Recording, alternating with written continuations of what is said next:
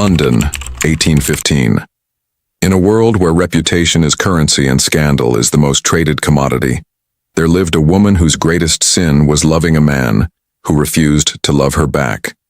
Lady Isolde Fairmont, the Duchess of Ravensworth, stood before her bedroom mirror, examining the hollow shadows beneath her eyes that even the most skilled lady's maid could no longer conceal. 3 years. 3 years of marriage to a man who had never once reached for her in the darkness. 3 years of polite conversation over breakfast tables, of separate bedchambers, of longing glances that went unnoticed, or perhaps, more cruelly, ignored. The tongue whispered, "Of course." They always did. A marriage without an heir was like a garden without flowers, pointless, barren, and subject to endless speculation. What they didn't know was how Isolde's heart fractured a little more each time her husband, the illustrious Duke of Ravensworth, bowed formally before retiring to his own chambers each night. Winterly Ravensworth was a puzzle the ladies of London had long given up solving. Impossibly handsome with his raven hair and piercing blue eyes, wealthy beyond measure, intelligent to the point of intimidation, and cold, so terribly cold. Tonight was the Harrington Ball, the social event that had introduced them 4 years ago. The night she had first felt the peculiar ache of wanting something she could never have. Isolde smoothed the silk of her gown, a shade of emerald that made her eyes appear like spring leaves after rain. Let him see what he has refused to touch, she thought with uncharacteristic bitterness. The knock at her chamber door was precise. 3 raps, evenly spaced. Even his knocking lacked passion. The Duke entered, resplendent in black evening attire that emphasized the breadth of his shoulders and the lean strength of his form. His cravat was impeccable, his expression impassible. "Your carriage awaits, Duchess." The title, never her name.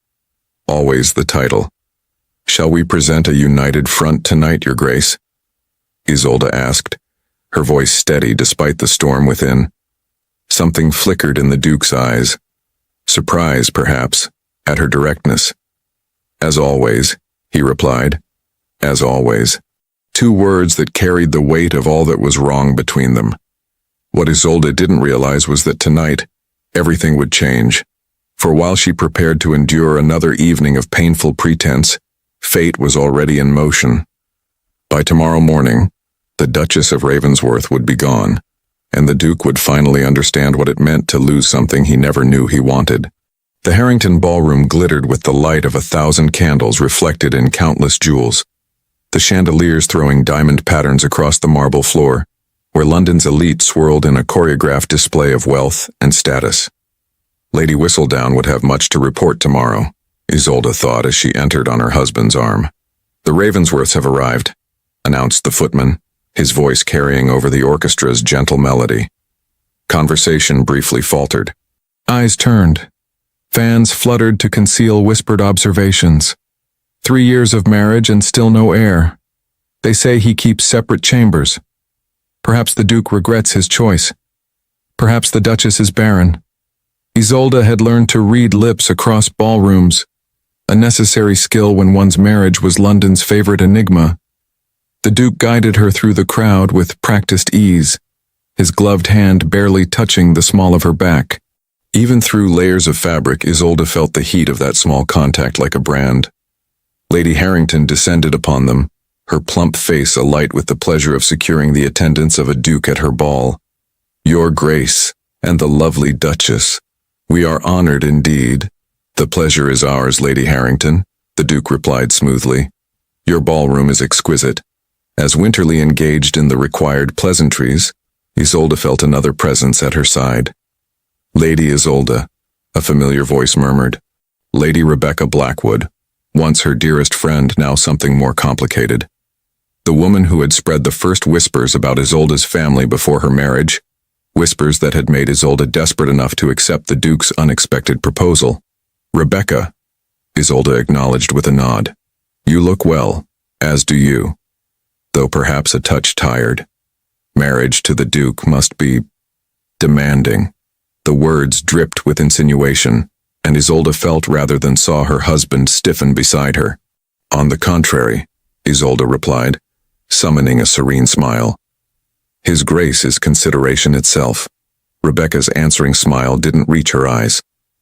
How fortunate, though one does wonder why such consideration hasn't yet produced an heir. Before Isolde could respond, the Duke's voice cut through the tension. Lady Blackwood, I believe your husband is searching for you. And Duchess, I believe this is our dance. He had never claimed a dance with her at any ball in 3 years of marriage. Isolde allowed herself to be led to the dance floor, heart thundering beneath her ribs as the Duke's hand closed firmly around her waist. The music began. A waltz, intimate, scandalous still in some circles. You didn't have to rescue me, she said as they moved in perfect synchronicity. I've grown quite accustomed to Rebecca's barbs.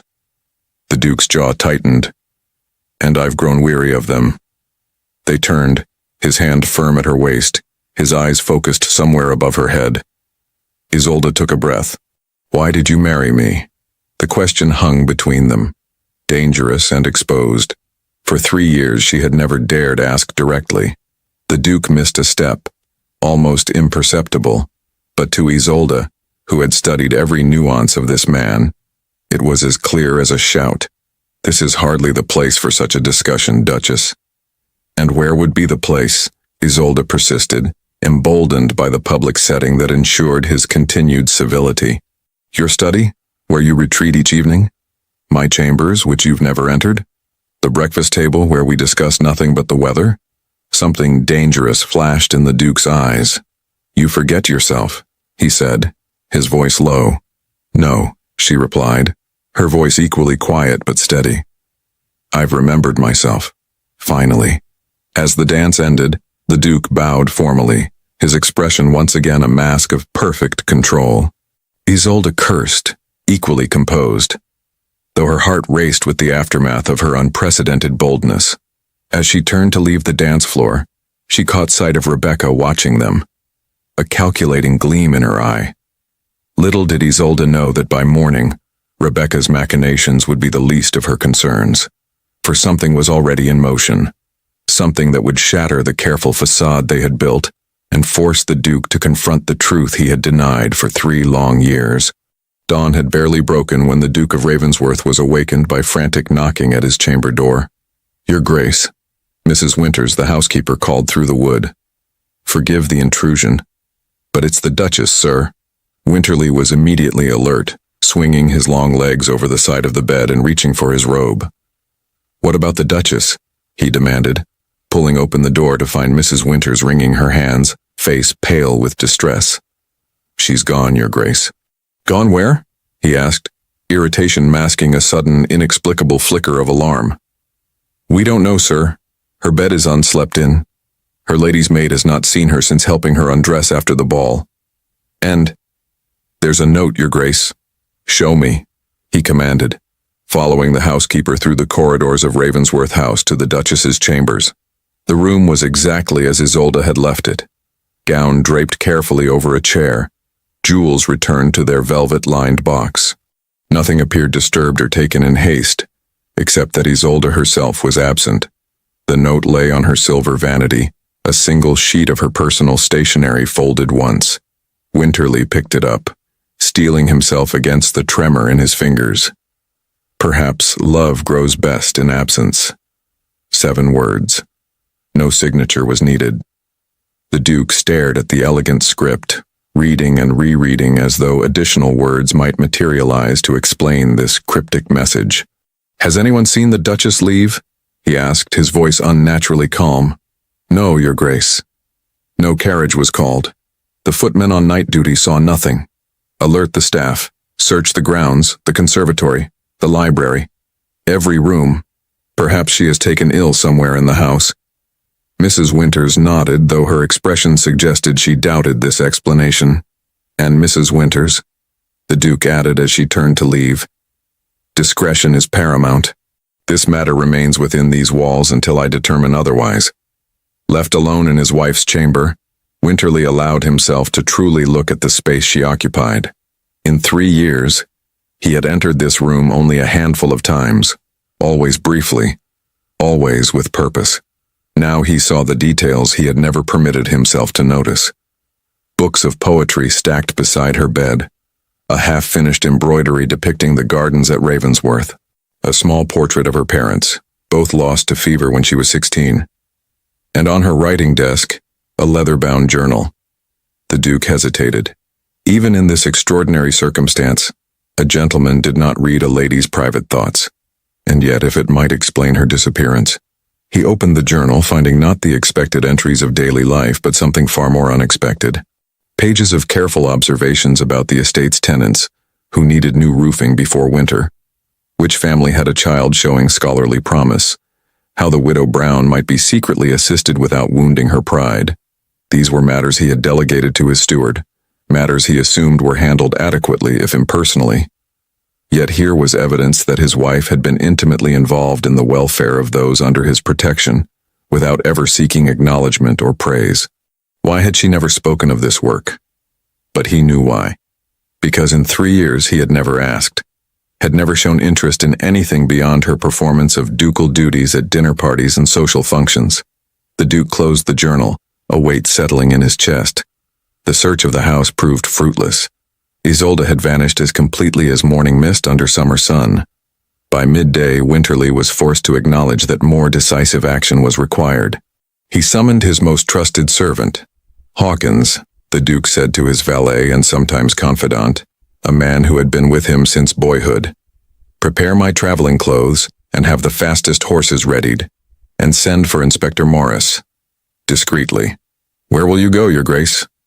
Hawkins asked, already moving to select appropriate attire. Winterly looked down at the note still clutched in his hand. Perhaps love grows best in absence. To find my wife, he said, a new determination hardening his voice. Wherever she may be. What Winterly didn't yet understand was that finding Isolde would require more than physical searching. It would demand that he finally confront the walls he had built around his heart. Walls constructed long before he had ever laid eyes on the woman who would become his Duchess. For the first time in 3 years, the Duke of Ravensworth felt fear.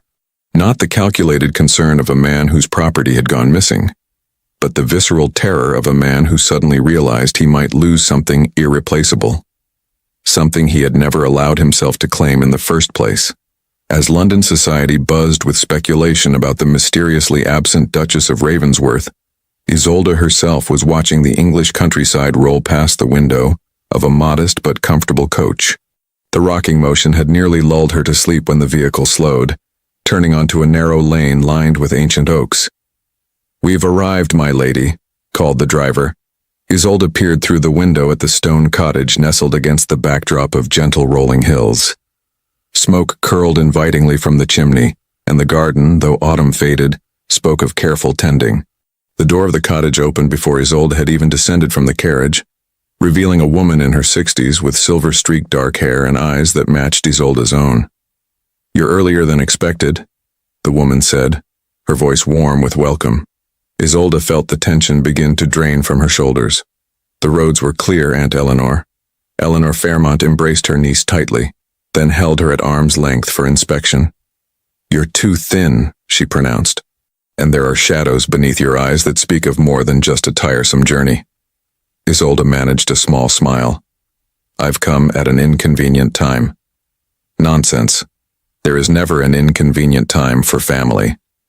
Though I admit your letter took me by surprise. 3 years of marriage, and only now does my niece seek refuge with her disreputable spinster aunt." "You're hardly disreputable," Isolde protested as they entered the cottage.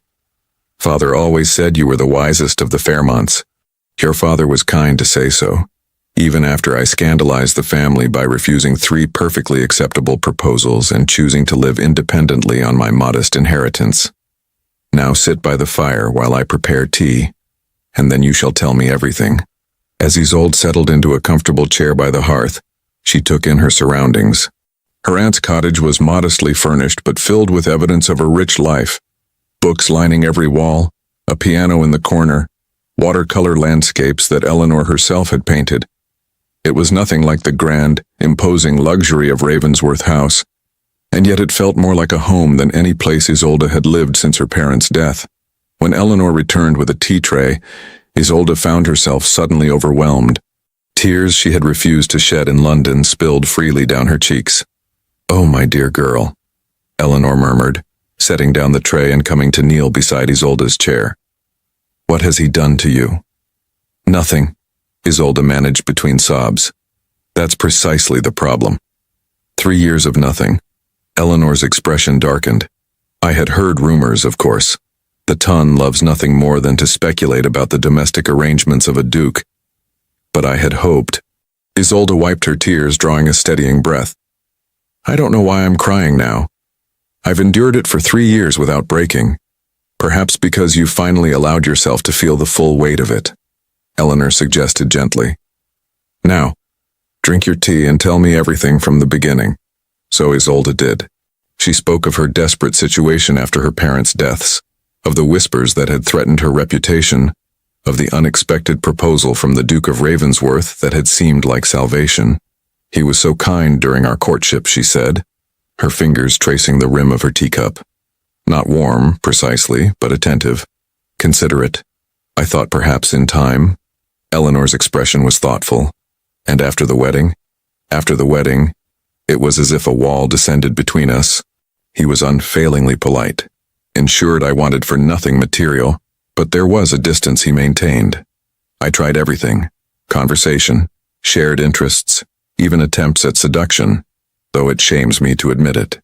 "Isolde, there is no shame in desiring your husband," Eleanor said firmly. "The shame is his for treating you with such neglect." Isolde stared into the flames. "The worst part is not knowing why. If I had displeased him somehow, if there was something I could change, but he gives me nothing. Not even anger. Just perfect cold courtesy. And this is why you've left? To punish him?" Isolde shook her head. "Not to punish. To save myself. I realized I was disappearing, becoming as hollow as our marriage. I needed to remember who I was before I became the Duchess of Ravensworth." Eleanor nodded approvingly. "And the note you left him?" "Perhaps love grows best in absence," Isolde quoted. "It was something Mother once said to Father when he returned from a long journey. She claimed his absence had made her love him even more fiercely." Eleanor smiled sadly. "Your mother was a romantic. But what do you hope to accomplish with this disappearance?" Isolde's gaze returned to the fire. "I don't know. Perhaps nothing. But for the first time in 3 years, I've taken action instead of simply enduring. That alone feels like victory." What Eleanor didn't tell her niece was that she had her own suspicions about the Duke's behavior. Suspicions based on old connections and older gossip.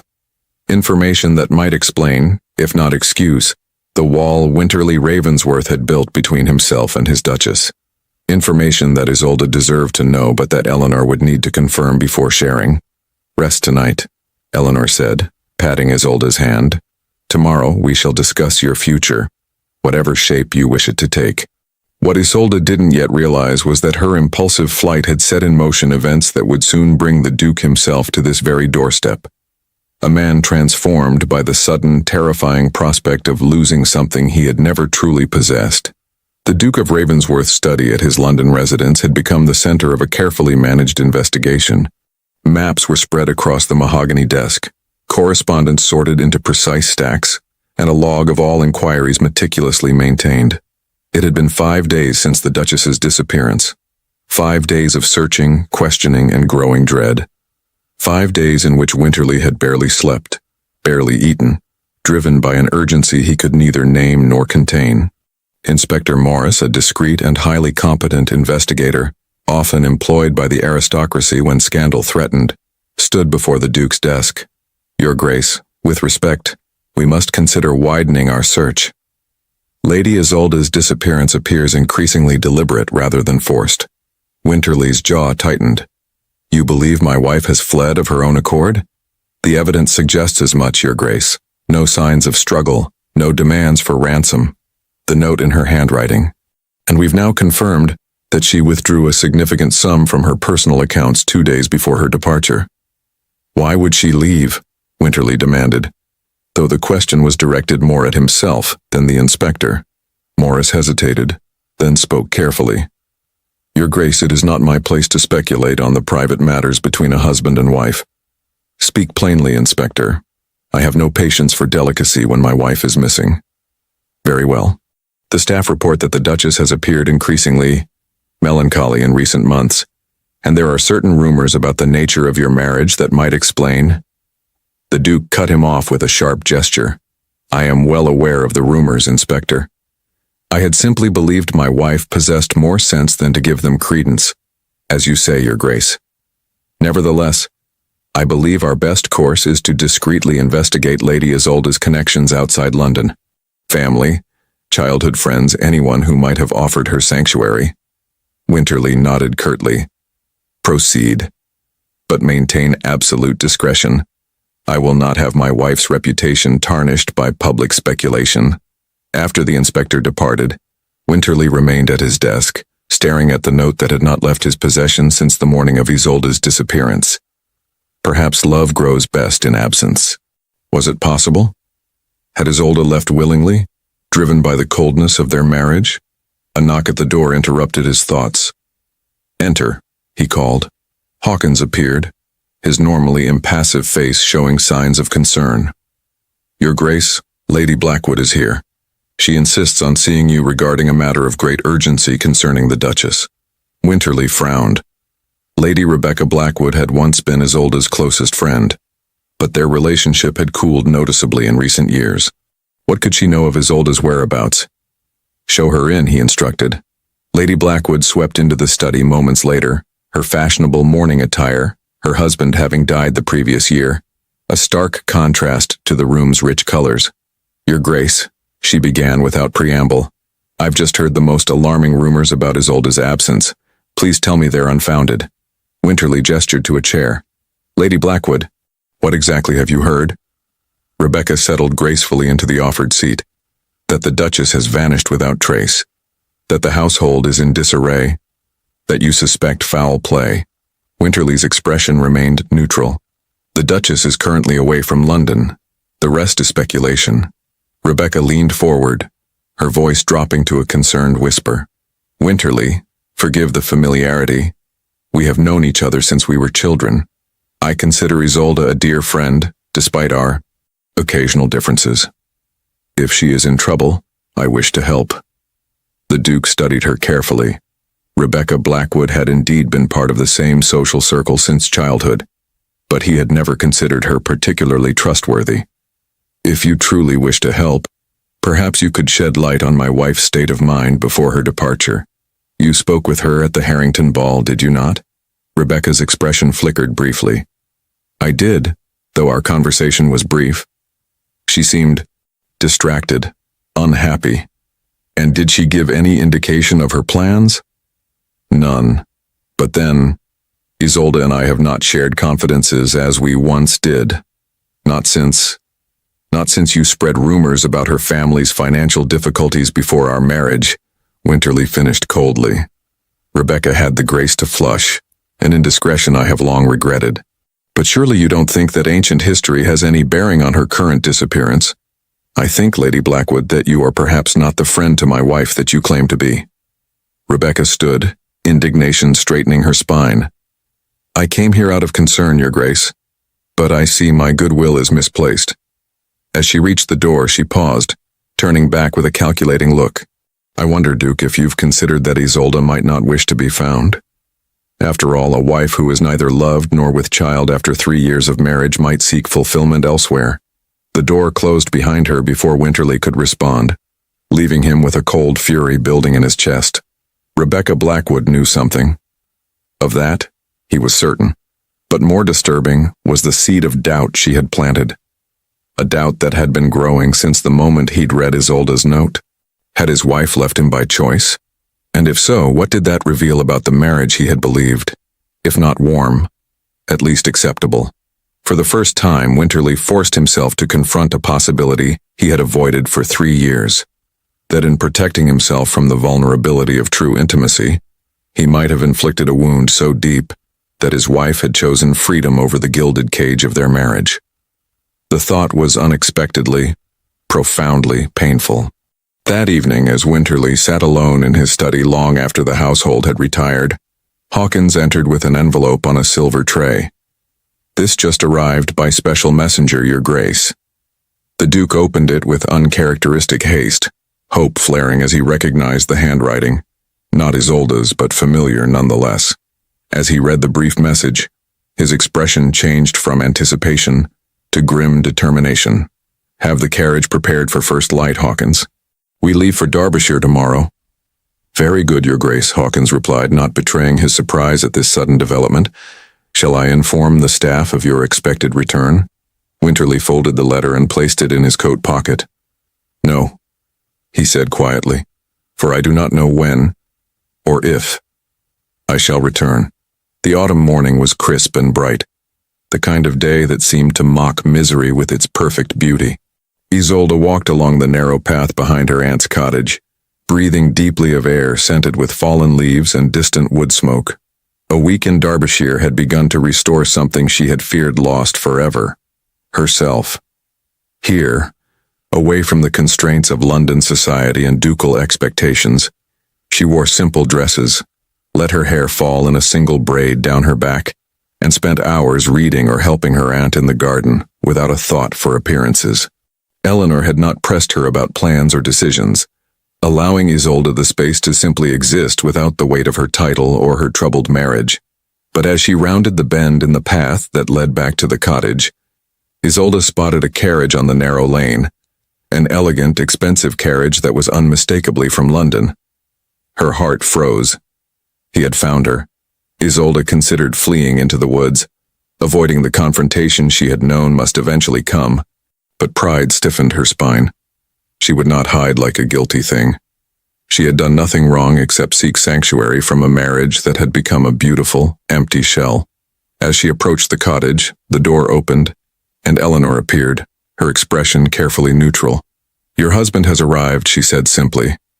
Isolde nodded, smoothing her hands over her plain muslin dress, suddenly conscious of how different she must look from the polished Duchess of Ravensworth. "I should change," she began, but Eleanor shook her head. "Let him see you as you are, not as he has forced you to become." Taking a steadying breath, Isolde entered the cottage. The Duke of Ravensworth stood by the hearth, his tall figure dominating the modest room. He turned as she entered, and Isolde was shocked by his appearance. Winterly had always been immaculate, controlled, perfect in every detail of dress and manner. The man before her now looked as though he had hardly slept in days. His cravat was precisely tied, his coat unwrinkled, yet there was a haggardness to his features, a tension in his posture that spoke of deep distress. For a moment, they simply stared at each other, the silence stretching taut between them. "Duchess," he finally said, his voice formal despite the informality of their surroundings. "Duke," she returned with equal formality. Eleanor cleared her throat. "I shall leave you to speak privately. The tea is ready when you wish it." Once they were alone, Winterly spoke first. "You've caused quite a commotion with your disappearance." "Have I?" Isolde replied, keeping her voice steady. "I left a note. I assumed you would understand that I wished for time away." "Time away," he repeated, a muscle working in his jaw.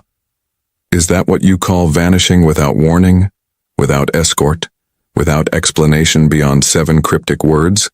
Isolde met his gaze directly. "Would you have permitted my departure had I requested it formally?" Something flickered in his eyes, surprise perhaps at her directness. "That is beside the point. Your actions were reckless and beneath your dignity as Duchess." Isolde laughed, a short, bitter sound. "My dignity as Duchess? Yes, that has always been your primary concern, hasn't it? That I perform my role flawlessly, that I reflect well upon your title. Never mind the woman beneath the title." Winterly's expression tightened. "I have provided everything a duchess could require." "Except a husband," Isolde responded, the words escaping before she could reconsider. 3 years, Winterly. 3 years of politeness and distance. 3 years of separate chambers and careful avoidance. 3 years of a marriage in name only." The Duke turned away, staring into the fire. "If our arrangement has been so unbearable, why did you not speak of it before now?" Isolde moved to stand before him, forcing him to meet her gaze. "I did speak of it, in 100 small ways. Every time I invited conversation beyond pleasantries, every time I suggested activities we might share, every time I entered a room and watched you find reason to leave it. Until finally, I realized you preferred our marriage exactly as it was. A convenient arrangement that fulfilled social obligations without requiring emotional involvement. Winterly's face was a mask of control, but something in his eyes had changed. A flicker of realization, perhaps, or regret.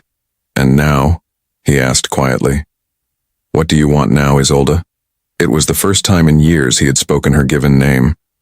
The sound of it in his voice sent an unwelcome shiver through her. "I want," she began, then faltered, unprepared for the question. "I want to remember who I am beyond the title you gave me. I want to determine if there is anything between us worth salvaging. I want truth, Winterly. After 3 years of perfect falseness, I want truth." He was silent for a long moment, his gaze returning to the fire. "The truth," he finally said, his voice so low she had to step closer to hear him, "is that I have failed as a husband, in ways I am only beginning to comprehend." Isolde felt her breath catch. In all her imaginings of this confrontation, she had never expected anything approaching admission or apology.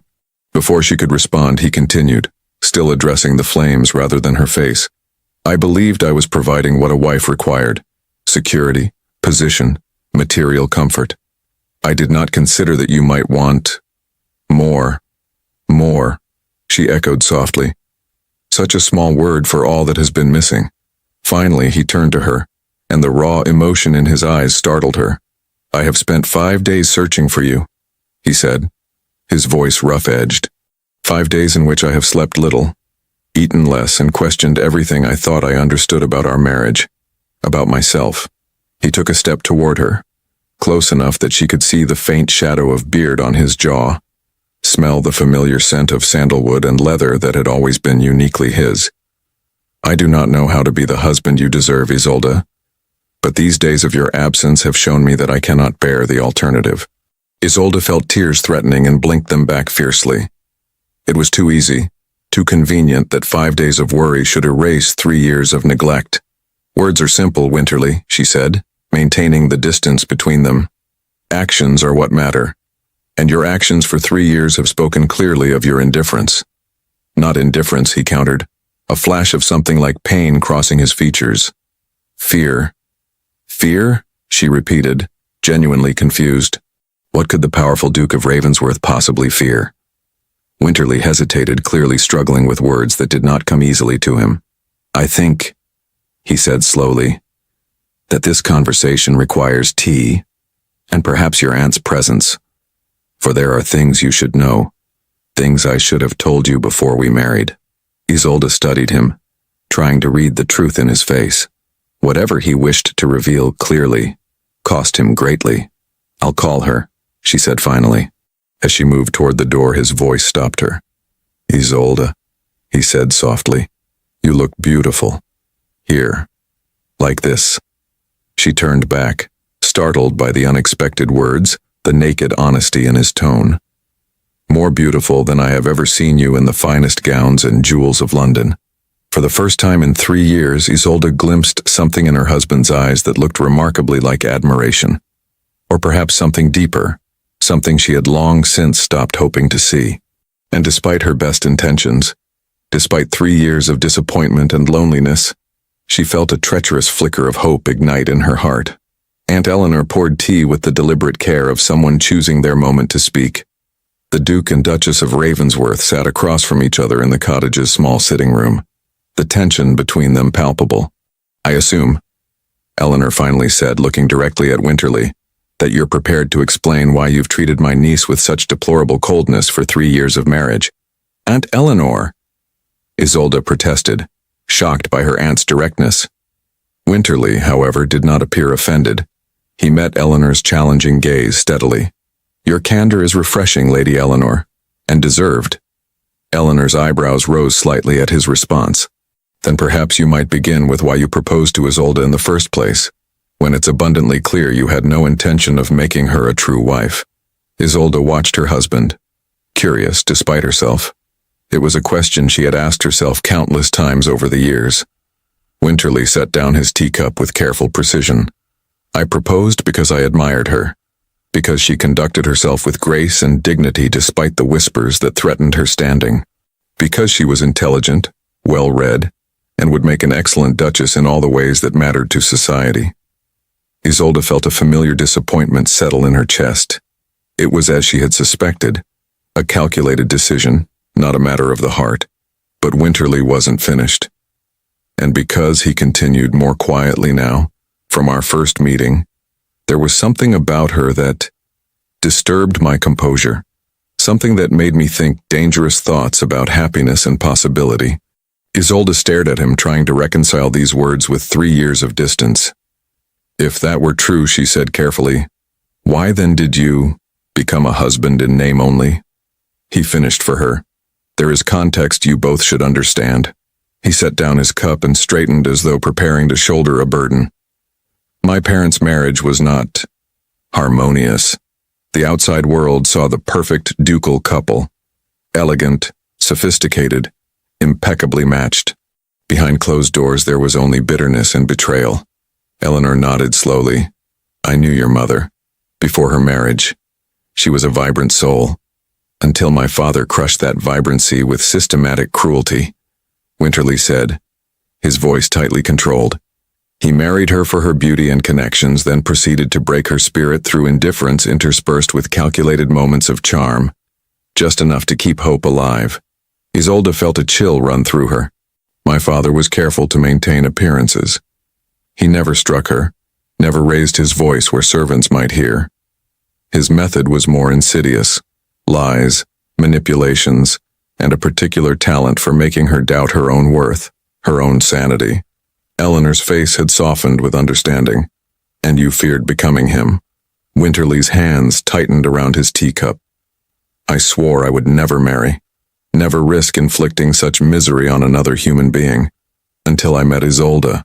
His eyes lifted to Isolde's face, raw with an emotion she had never seen there before. When we met, I felt something I had not believed possible, a connection that frightened me with its intensity. I told myself it was merely admiration, respect.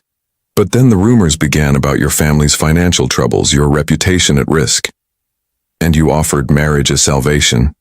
Isolde finished softly. I convinced myself it was the honorable course, Winterly admitted, that I could give you security without risking emotional entanglement, that a marriage of mutual respect without the dangers of passion was the safest path for both of us. Isolde felt as though the ground beneath her had shifted. For 3 years, she had believed he found her lacking, unappealing. The truth, it seemed, was both better and worse. So you kept your distance to protect me? From yourself? Winterly set down his cup with a hand that was not quite steady. From what I feared I might become. My father's blood runs in my veins, Isolde. I have his temper, his pride. I feared that if I allowed myself to love you fully, to claim you as my wife in every sense, that same darkness might emerge. Eleanor made a sound of impatience. Forgive me, Your Grace, but that is absolute nonsense. Both Isolde and Winterly turned to her in surprise. You chose to believe you would inevitably become your father, Eleanor continued, unintimidated. And in doing so, you inflicted a different kind of cruelty on my niece. The cruelty of rejection without explanation. The cruelty of withholding yourself and leaving her to believe she was somehow at fault. Aunt Eleanor, please, Isolde began. But Eleanor waved her protest away. No, this must be said. Your Grace, you speak of your father breaking your mother's spirit through indifference. Yet what have you done these 3 years but show indifference to Isolde? Different motivation perhaps, but the result is the same. A woman left to wither without love. Winterly flinched as if struck. The parallel had clearly never occurred to him. I never intended, he began, then stopped, the truth of Eleanor's words sinking in. A heavy silence fell, broken only by the ticking of the mantel clock and the occasional crack from the fire. What happens now? Isolde finally asked, her voice steady despite the tumult of emotions within her. Winterly looked at her, really looked at her, perhaps for the first time in their marriage. That depends entirely on you, he said quietly. I have no right to ask your forgiveness nor to expect you would wish to continue a marriage that has brought you such unhappiness. Isolde considered his words, and the man before her, so different from the cold, distant husband she had known. Here was vulnerability, honesty, Perhaps even the capacity for tenderness she had once believed him incapable of showing. "I don't know if I can forgive 3 years in a moment," she said truthfully. "But I would like to understand. To know the man I married, not just the Duke who shares my home." A flicker of hope crossed Winterly's face. "And if understanding leads only to confirmation that we are ill-suited, then we shall address that possibility when it arises," Isolde replied. "But I think perhaps we have never truly given ourselves the chance to discover if we might suit very well indeed." Eleanor rose abruptly. "I believe you two have much to discuss that doesn't require my presence. I shall visit my neighbor Mrs. Thaxton, who has been begging for my apple preserves recipe. I shan't return until evening." With remarkable efficiency, she collected her shawl and was gone, leaving the Duke and Duchess alone in a silence that seemed to vibrate with possibility. "Stay," Winterly said suddenly. "Not forever, I wouldn't presume. But for a time, here, where we're removed from the expectations and eyes of society, where we might learn if there is anything between us worth salvaging." The rawness of his plea, so unlike his usual careful control, moved Isolde more than she cared to admit. "And if I choose to return to London?" she asked. "What then?" "Then I shall respect your wishes," he said simply, "and endeavor to give you as much freedom within our marriage as propriety allows." Isolde rose and moved to the window, looking out at the garden where late autumn flowers still bloomed defiantly against the coming winter. "A week," she decided. "We shall have 1 week here, away from Ravensworth House and the Tun, away from the roles we've played for 3 years. 1 week to discover if there is anything real between the Duke and Duchess beyond their titles." Winterly's relief was palpable. "A week," he agreed, "and at its end whatever you decide I shall abide by."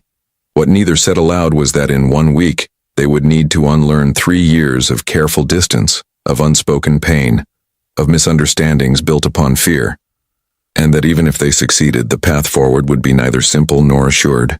Eleanor's cottage, with its modest proportions and simple comforts, forced an intimacy upon the Duke and Duchess that had never existed in the grand, echoing spaces of Ravensworth House.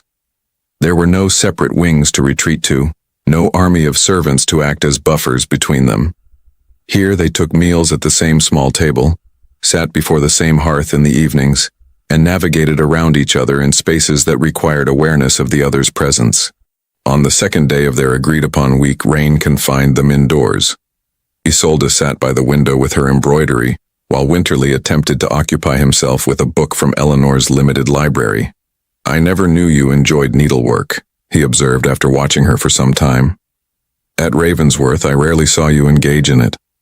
Isolde glanced up, surprised by the overture.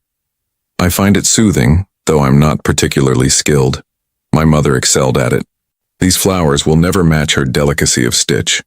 Winterly set aside his book and moved to examine her work more closely. "I think them quite beautiful. The colors you've chosen are unusual but harmonious." The compliment, so unexpected and specific, brought a flush to Isolde's cheeks. "Thank you. I've often thought traditional patterns too rigid. I prefer to choose colors as they appeal to me rather than as they ought to be."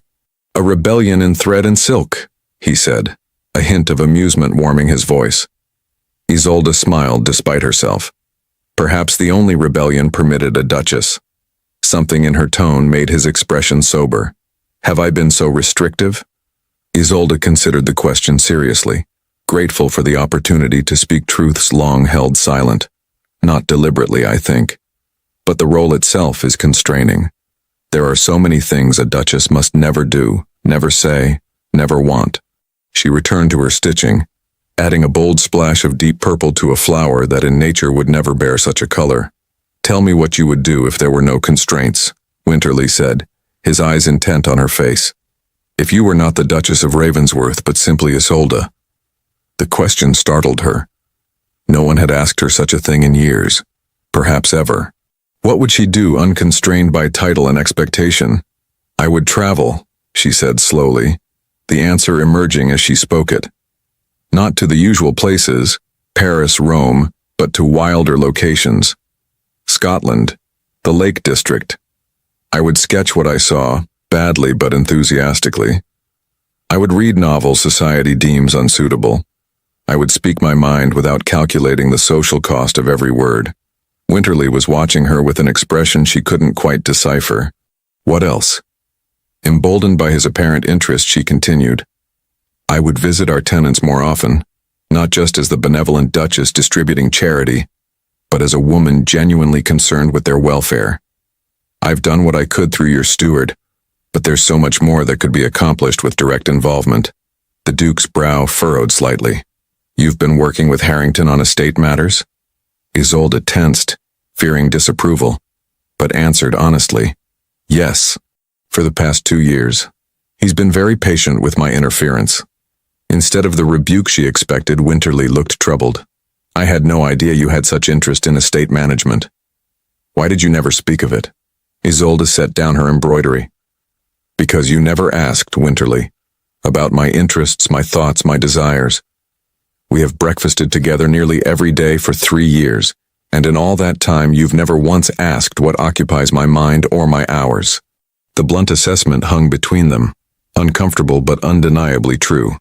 I have been inexcusably self-absorbed, Winterly finally said, the admission clearly difficult for him. Preoccupied with maintaining distance, I failed to see the remarkable woman before me. Isolde felt a dangerous warmth spread through her chest at his words, but caution held it in check.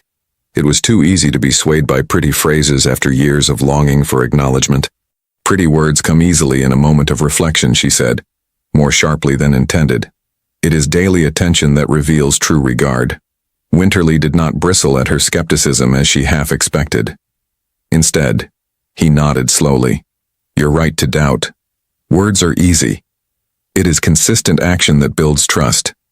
He hesitated, then added quietly, I would like the chance to demonstrate that I can change, Isolde. Not just in word, but in deed. The sincerity in his voice was unmistakable, but Isolde had learned to protect her heart. We shall see, she said simply, returning to her embroidery. The rain continued through the afternoon, drumming steadily on the roof. Eleanor had left them a cold collation for luncheon before departing for her visit, and as evening approached, the practical question of dinner arose. Aunt Eleanor mentioned that Mrs. Simmons usually prepares the evening meal, but she won't venture out in this weather, Isolde said, surveying the kitchen's modest provisions. I suppose I could attempt something simple. Winterly looked genuinely startled. You cook? Isolde couldn't help but laugh at his expression. Don't look so alarmed, Your Grace, I'm hardly an expert, but I did learn some basics after my parents died. Before you rescued me with your proposal, I was facing the very real possibility of a much reduced circumstance. He watched as she assessed the pantry contents. Let me help.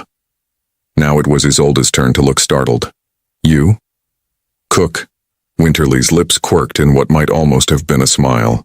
I am not entirely useless outside a ballroom, Duchess. I was a soldier before I was a duke. I can manage a simple meal without poisoning us both. Isolde tried to picture the immaculate Duke of Ravensworth preparing food and found the image improbable at best. Yet here he was, rolling up his fine linen shirt sleeves and examining the pantry with unexpected competence. Together, they managed a passable meal of soup and freshly baked bread, working side by side in the small kitchen with a coordination that surprised them both. Winterly proved unexpectedly adept at bread making, his strong hands working the dough with confidence. Where did you learn this? Isolde asked as she watched him.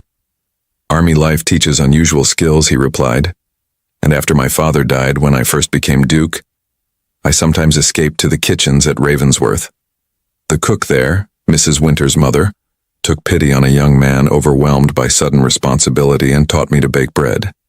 She said there was something steadying about the process. Isolde tried to imagine the young man he must have been then, suddenly burdened with a title and all its responsibilities, seeking solace in the simple act of creating something with his hands. How old were you? She asked. 22, he replied, his focus on the dough before him. Too young for such responsibility, though I would never have admitted it then. They ate their simple meal by the fire, the storm still raging outside. Isolde found herself studying her husband's face in the firelight, the strong line of his jaw, the small scar near his right eyebrow she had noticed but never dared ask about. the way his eyes reflected the flames. "The scar," he said suddenly, catching her gaze. "You're wondering about it." Isolde flushed at being caught staring. Yes. I've often wondered. Childhood mishap," he explained, touching it briefly. "I was 8, convinced I could climb to the top of the oak behind Ravensworth. I was wrong. The image of a young, adventurous Winterly was charming and unexpected." "Were you a reckless child?" she asked, genuinely curious. "Until my father put a stop to it," he admitted. "After that, I learned the value of control and decorum." There it was again, the shadow of his father, shaping the man before her in ways both seen and unseen. As they cleared away the dishes together, another novel experience, Isolde found herself wondering who Winterly might have been without that shadow, without the fear that had led him to hold himself apart from her, from genuine connection. As if reading her thoughts, Winterly paused in his task, a plate still in his hand. "I've been a poor husband to you, Isolde," he said quietly, "but I'm beginning to believe I might learn to be a better one. If you'll allow it." The vulnerability in his voice, so at odds with the controlled Duke she had known, touched something in Isolde she had thought long deadened. She took the plate from his hands and set it aside. Then, in a moment of courage, placed her palm against his cheek. His skin was warm beneath her fingers, the slight roughness of evening stubble unfamiliar but not unpleasant. Winterly stood perfectly still, as if afraid any movement might shatter this unprecedented contact between them. "I would like that," she said softly, "for both our sakes." For a moment, they remained thus, connected by the simple touch of her hand against his face, by the honest words between them. Then, slowly, Winterly covered her hand with his own, turning his face slightly to press his lips against her palm in a gesture so tender it brought tears to Isolde's eyes. It was not forgiveness, not yet, but it was perhaps the beginning of something new, something that might, with care and courage, grow into the marriage they should have had from the start.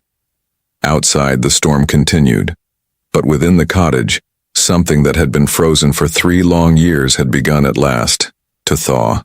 The third day dawned clear and cold, the world washed clean by the previous day's storm. Isolde woke early, drawn by the crisp sunlight streaming through the cottage window. She found Winterly already up, standing in the garden with a steaming cup in his hand, surveying the glistening landscape. He had dispensed with his usual formal attire, wearing only a simple shirt and riding breeches. With his hair slightly tousled by the morning breeze, he looked younger, more approachable than the impeccable Duke she was accustomed to. "Good morning," she said, pulling her shawl tighter as she joined him. He turned, and the smile that greeted her was unguarded, genuine in a way she had rarely seen.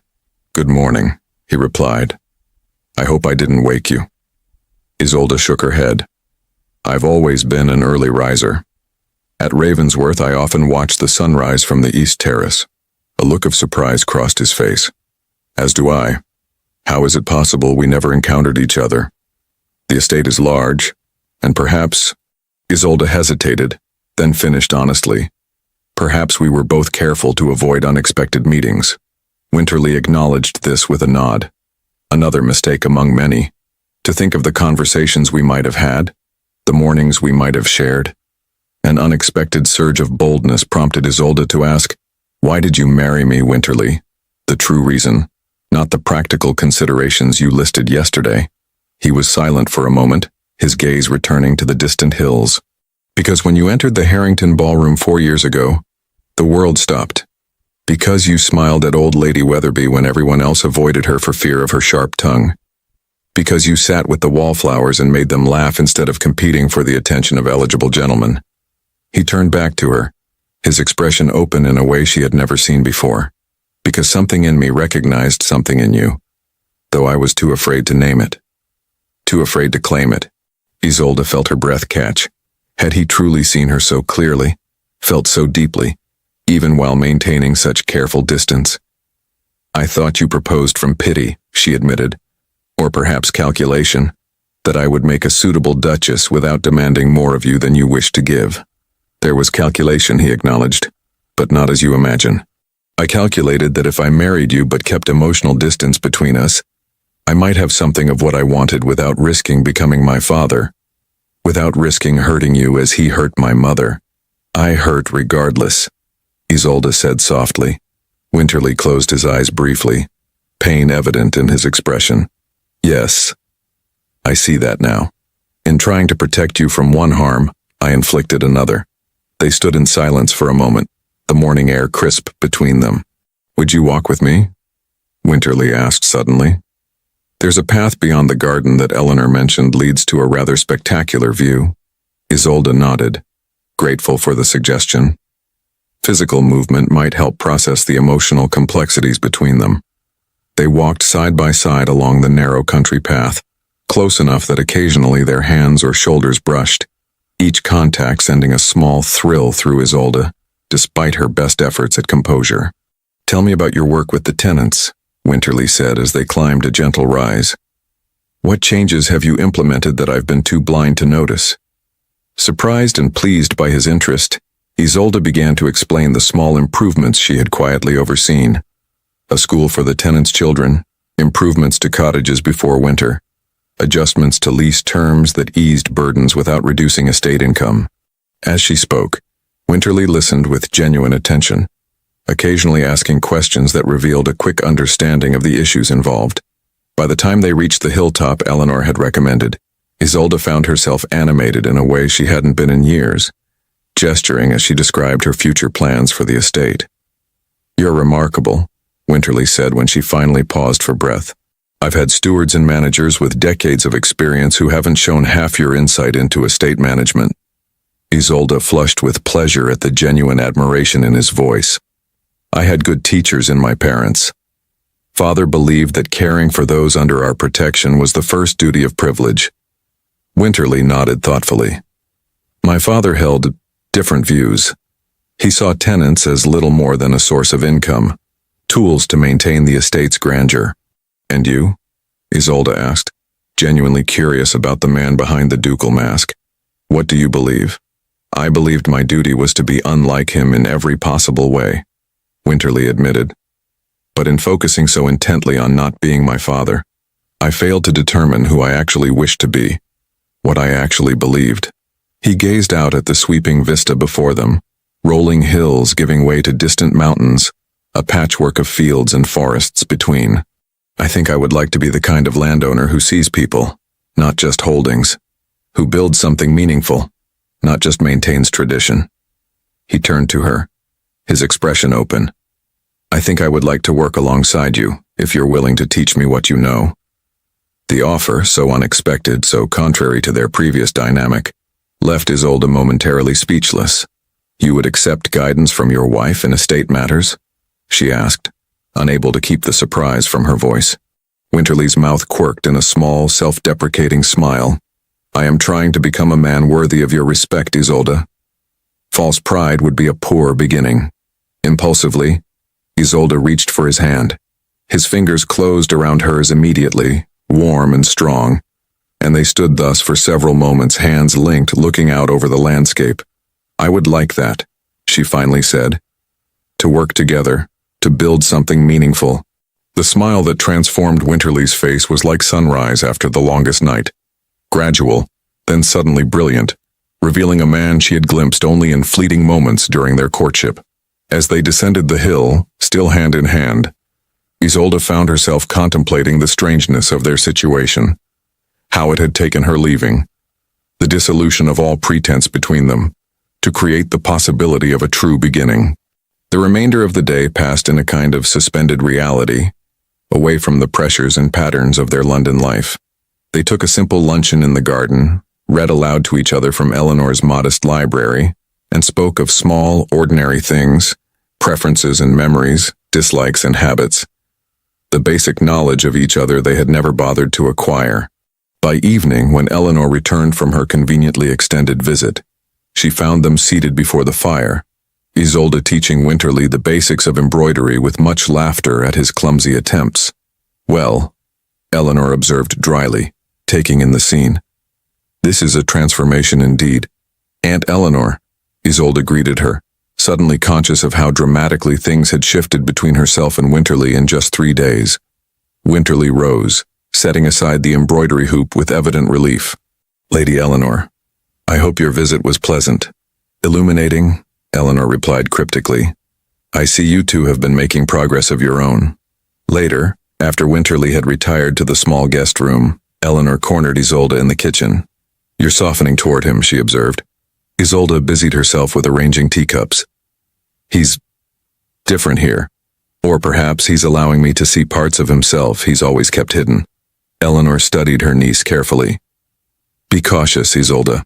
3 days of charm cannot erase 3 years of neglect. Men like your Duke are often at their best when seeking to regain what they fear they've lost." "I know," Isolde said quietly, "but I believe his remorse is genuine. And there is something between us, Aunt Eleanor. Something that might have been wonderful from the beginning had fear not intervened." Eleanor's expression softened. "Then I hope, for both your sakes, that you find your way to that wonderful thing. But do not rush, my dear. Make sure this new leaf is truly turned before you commit your heart again." As Isolde lay in bed that night, she reflected on her aunt's warning.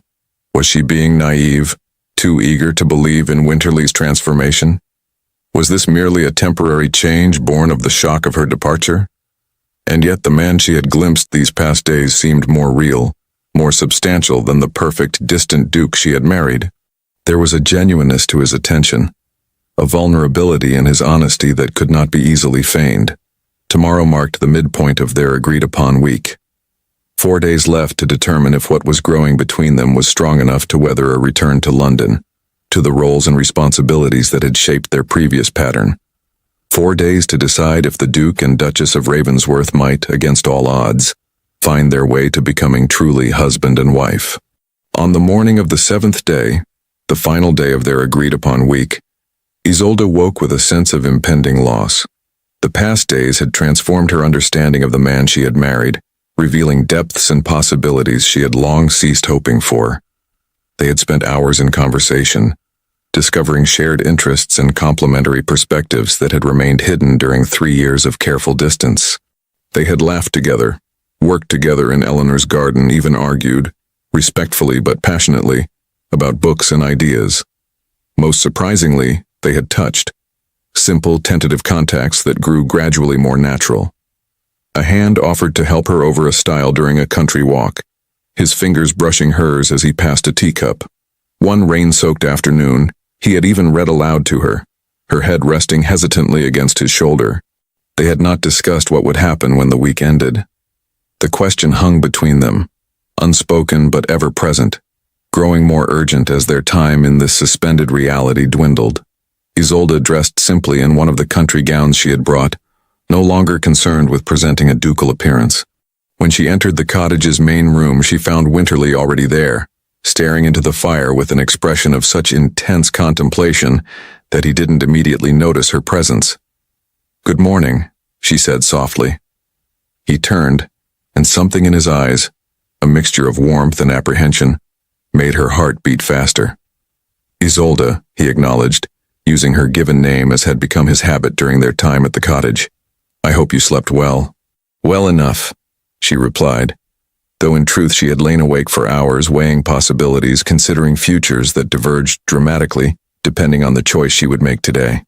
Eleanor had tactfully announced the previous evening that she would be spending the day with friends in the village, giving them privacy for this final, crucial conversation.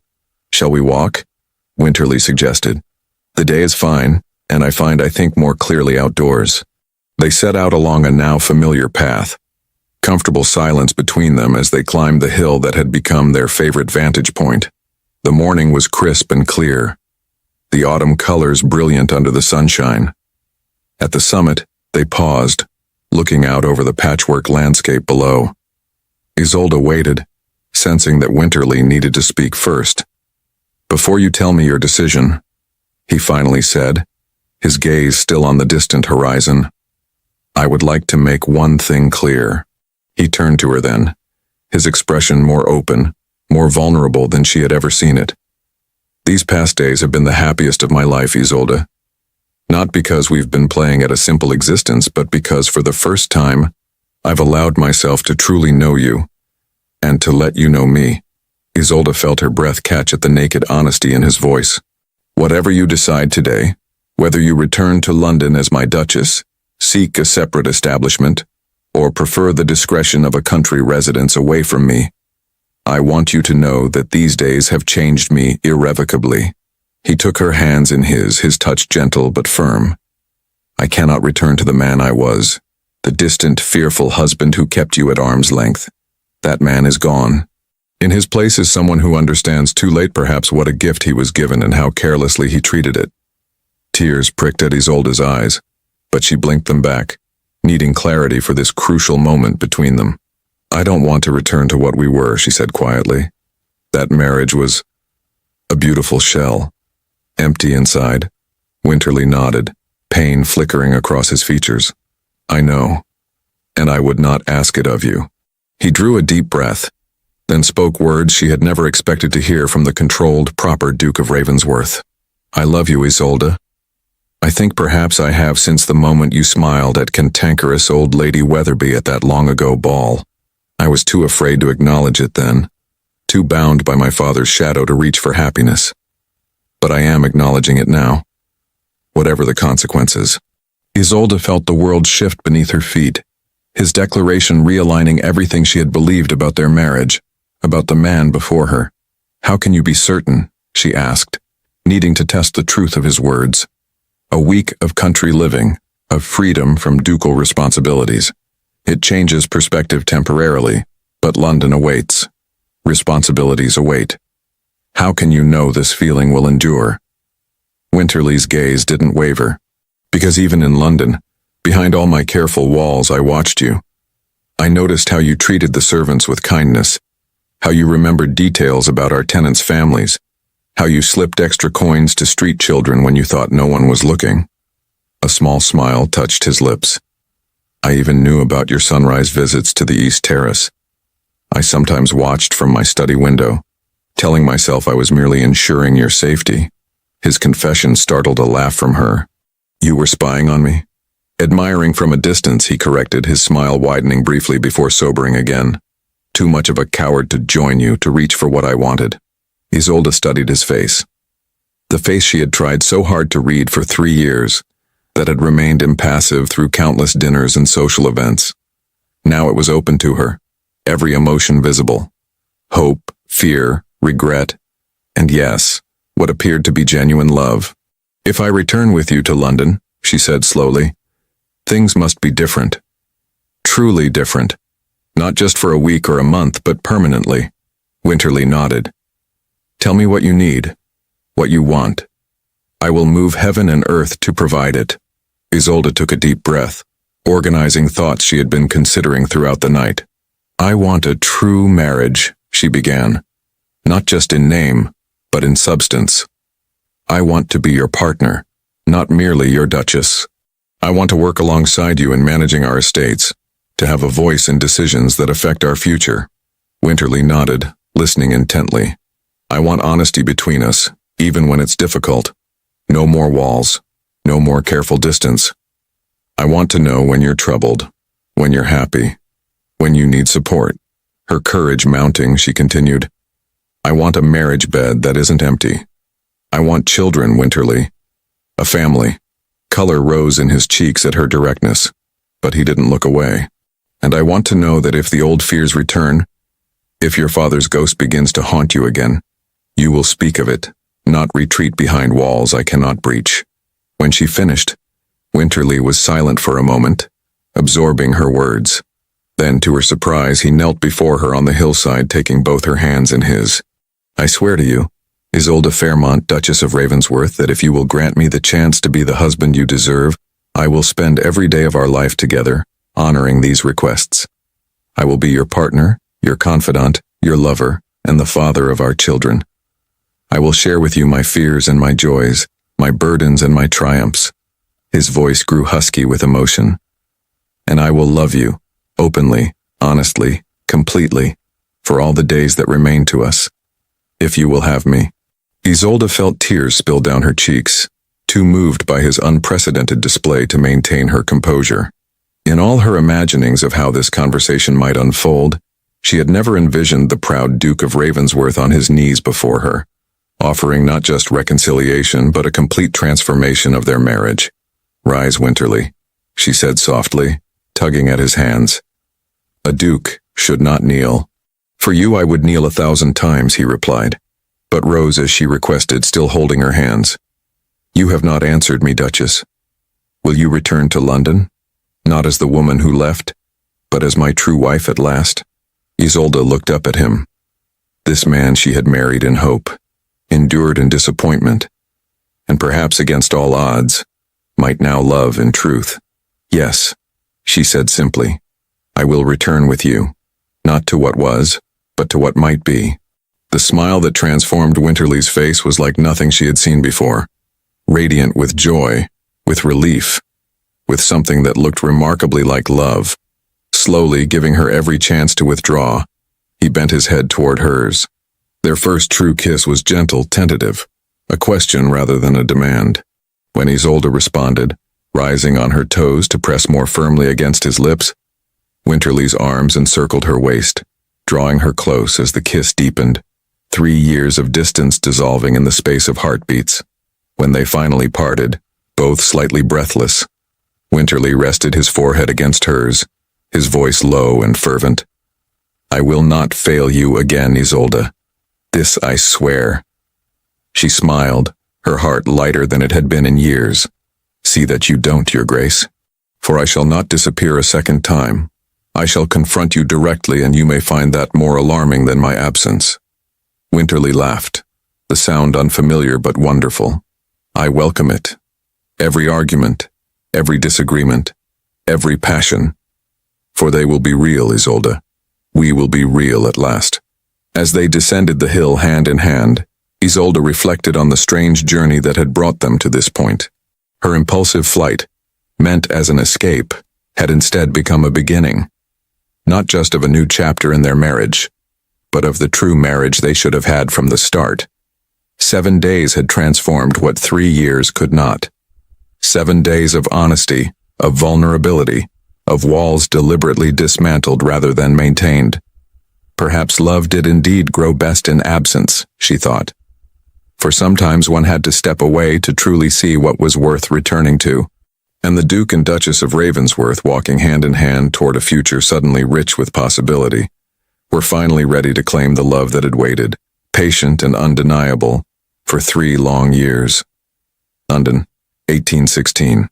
1 year later, Lady Whistledown's society papers caused quite the commotion at breakfast tables across London that spring morning. The Duke and Duchess of Ravensworth welcomed a daughter in the early hours of yesterday morning. Mother and child are reported to be in excellent health, and the Duke, according to reliable sources, has scarcely left their side. How remarkable to witness such transformation in a marriage once whispered to be among the coldest in the ton. This author recalls a time not so long ago when the Duke and his Duchess could scarcely be found in the same room, let alone gazing adoringly at one another over a cradle. Eleanor Fairmont set aside the scandal sheet with a smile, watching her niece across the sunny breakfast room at Ravensworth House.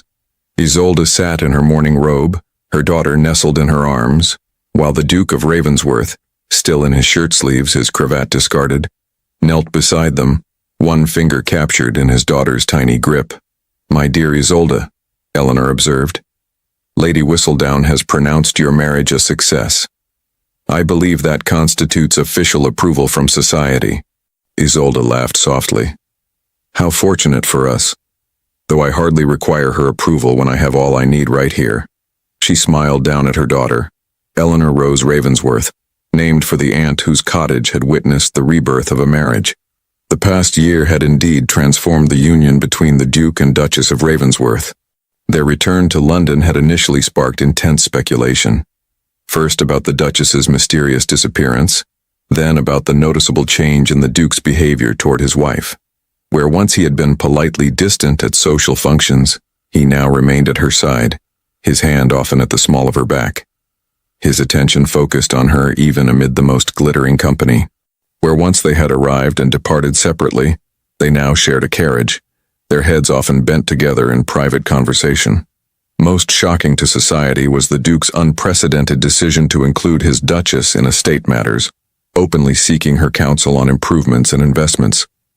Some older peers had declared it unseemly, but their opinion mattered little to the Ravensworths, who had discovered that partnership yielded better results than traditional separation of spheres.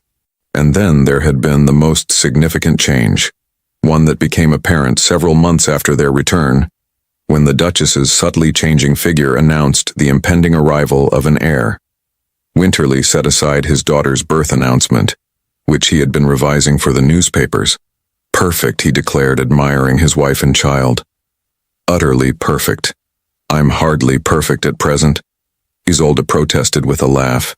I'm exhausted. My hair is a disaster, and according to the doctor, I shall not fit into my favorite gowns for months. Winterly rose and pressed a kiss to her forehead. Then you are perfectly imperfect, and all the more beautiful for it. Eleanor watched their easy affection with satisfaction. The change in her niece was profound, not just the obvious joy of new motherhood, but a deeper contentment, a security that came from being truly known and loved. And the Duke, that cold, controlled man who had appeared at her cottage door a year ago, had undergone an even more remarkable transformation. He smiled readily now, laughed often, and looked at his wife as though she were the sun around which his world revolved. There had been challenges, of course. Old habits did not disappear overnight.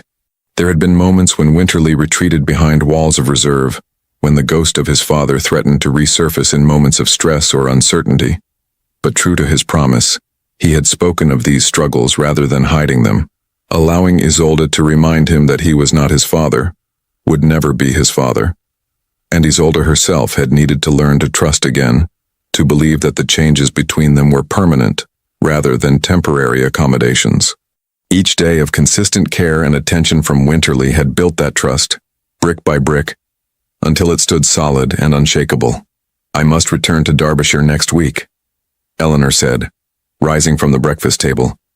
My roses will be blooming, and I've neglected them too long. You'll visit again soon? Isolde asked, reluctant to see her aunt depart after the week she had spent with them awaiting the birth. Eleanor's eyes twinkled. Perhaps in the autumn. That cottage grows lonely sometimes, even for a confirmed spinster like myself. Then you must consider it only a secondary residence, Winterly said firmly. You will always have a place here, Lady Eleanor. We owe you more than we can ever repay. Eleanor waved away his gratitude. Nonsense. I merely provided the setting. You two did the difficult work yourselves. After Eleanor had left the room, Winterly settled on the sofa beside Isolde, his arm around her shoulders, his daughter's tiny form cradled between them. Happy? He asked softly, a question he had asked many times over the past year, as if still amazed by his good fortune. Isolde leaned against him, content in a way she had once believed impossible. Perfectly, she replied. Outside the windows of Ravensworth House, London society continued its endless rounds of gossip and speculation. New scandals would soon replace the story of the Duke and Duchess's transformed marriage. New whispers would circulate at balls and dinner parties. But within the walls of their home, no longer a house divided by silence and separate chambers, the Duke and Duchess had created something rare and precious. A true marriage built on honesty, partnership, and a love that had needed only courage to flourish. For sometimes the greatest adventures begin not with a dramatic departure, but with a return. Not with an ending, but with the courage to begin again. And the Duchess, who had once disappeared, would never need to flee again, having found in her husband's transformed heart the home she had always sought. As Lady Whistledown might observe, in matters of the heart, dear reader, it is never too late for a new beginning. And perhaps, just perhaps, love does indeed grow best in absence, for nothing makes the heart more aware of its true desires than the fear of losing them forever.